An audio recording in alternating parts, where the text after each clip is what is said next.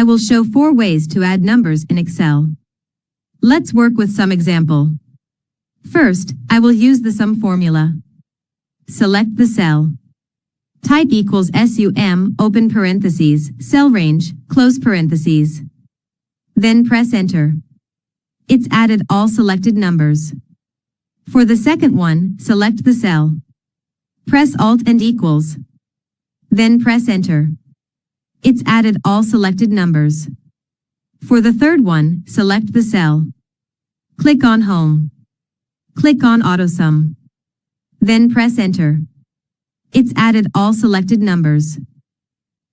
Next, if you want to add numbers with some condition. For example, to add numbers only over 50. Select the cell. Type equals SUM, IF, open parentheses, cell range, comma, quote, greater, 50, unquote, close parentheses. Then press enter. It's added only numbers over 50.